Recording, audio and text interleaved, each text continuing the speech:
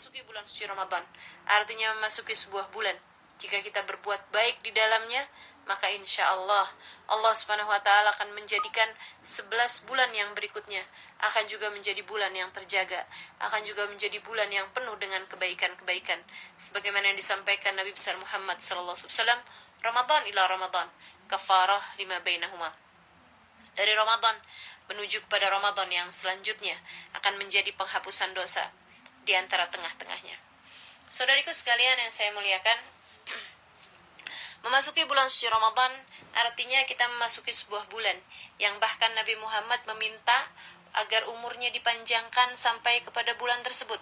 Setiap kali memasuki bulan Rajab, Nabi Muhammad akan berdoa, Allahumma barik lana fi Rajab wa Sya'ban wa balighna Ramadan. Setiap kali Nabi Muhammad memandang hilal Rajab, Nabi Muhammad akan meminta keberkahan pada bulan tersebut, juga keberkahan pada bulan yang menyertainya. Kemudian Nabi Muhammad meminta agar umurnya dipanjangkan sampai kepada bulan berikutnya. Nabi Muhammad berdoa, Allahumma barik lana fi Rajab wa Sya'ban wa balighna Ramadan. Ya Allah, berkahilah kami di bulan Rajab ini, berkahilah kami di bulan Sya'ban nanti, dan sampaikanlah umur kami, sampaikanlah umurku hingga memasuki bulan suci Ramadan. Saudariku sekalian yang saya muliakan, seperti mana yang kita tahu, Nabi Muhammad tidak pernah meminta panjang umur. Karenanya juga kita tahu bahwa umur Nabi Muhammad pun juga tidak panjang. Akan tetapi, setiap kali masuk bulan Rajab, Nabi Muhammad akan meminta panjang umur sampai ketemu bulan suci Ramadan. Tidak panjang, akan tetapi sekurangnya Nabi Muhammad berharap beliau berjumpa dengan Ramadan yang tahun ini. Karenanya Nabi Muhammad meninggal jauh-jauh dari bulan Ramadan, yaitu pada bulan Rabiul Awal.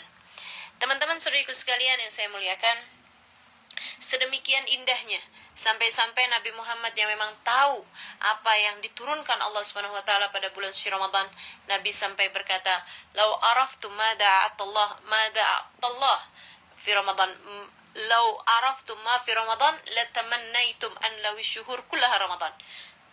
Kata Nabi Muhammad, andai saja kalian tahu apa yang Allah Subhanahu wa taala berikan pada bulan suci Ramadan, kalian akan berharap andai sepanjang tahun semua bulannya adalah bulan suci Ramadan.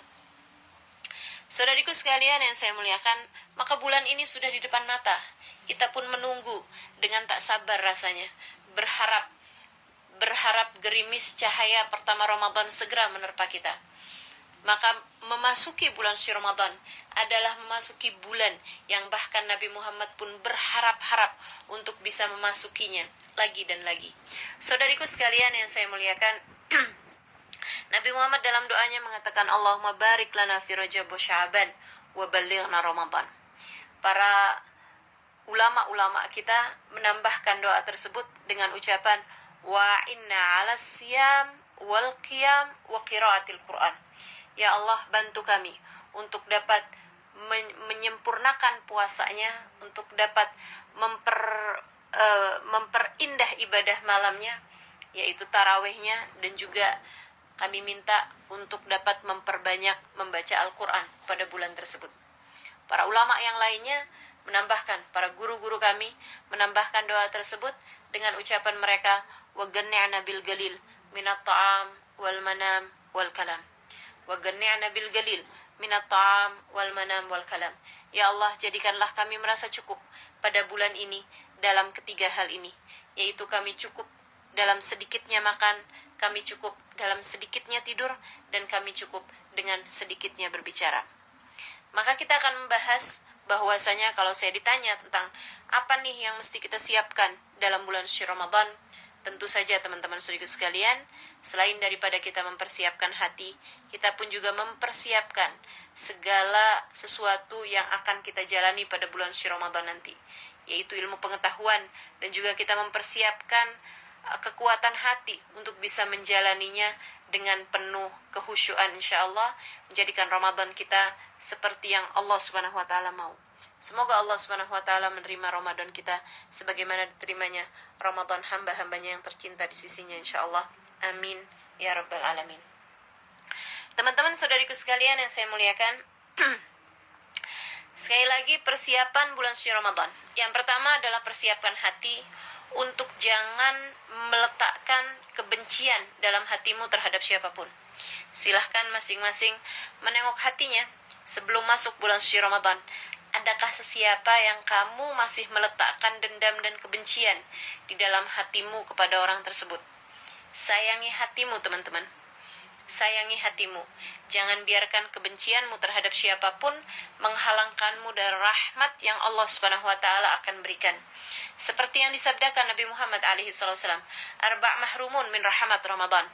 Kata Nabi Muhammad, 4 kelompok orang ini terhalang dari rahmat Allah Subhanahu wa taala pada bulan suci Ramadan. Yang pertama adalah mudmin, yaitu pecandu minuman keras ataupun pecandu obat-obatan yang terlarang. Karena terdapat kontradiksi antara pelaku ketergantungan dengan barang-barang haram dengan puasa. Sebab puasa adalah menghilangkan ketergantungan bahkan kepada yang menjadi kebutuhan pokok, kebutuhan paling mendasar bagi kehidupan manusia. Teman-teman saudara sekalian yang saya muliakan, puasa membuatmu yang biasanya bergantung pada makanan menjadi tidak lagi bergantung kepadanya. Bayangkan saja teman-teman saudara sekalian, kita ini yang biasa kalau lewat jam 11 dan kita belum makan pagi, rasanya kepala agak pusing ya, agak berputar-putar, rasanya kayak mau jatuh. Belum lagi yang punya penyakit lambung, mahnya akan kumat misalnya gitu. Ya Allah Subhanahu wa taala meminta kita puasa bukan hanya enggak sarapan, akan tetapi menahan diri dari makan, minum dari mulai subuh sampai ke maghrib. Andai tidak karena iman, kamu tidak mudah melakukannya, teman-teman saudara sekalian. Nah, sementara para mudmin, orang yang kecanduan barang-barang haram seperti minuman keras misalnya, atau obat-obatan terlarang misalnya, drug ya, narkoba, narkotika dan lain sebagainya, ini adalah orang-orang yang bahkan memiliki ketergantungan terhadap barang-barang yang haram. Sama yang halal saja kita tidak boleh bergantung, sehingga Allah mensyariatkan puasa kepada kita untuk mengurangi ketergantungan kita terhadap makan, minum, dan syahwat atau kebutuhan secara halal ya, antara suami dengan istri. Lah ini bagaimana pula dengan orang yang bahkan tidak bisa menghilangkan ketergantungannya dengan barang-barang yang haram.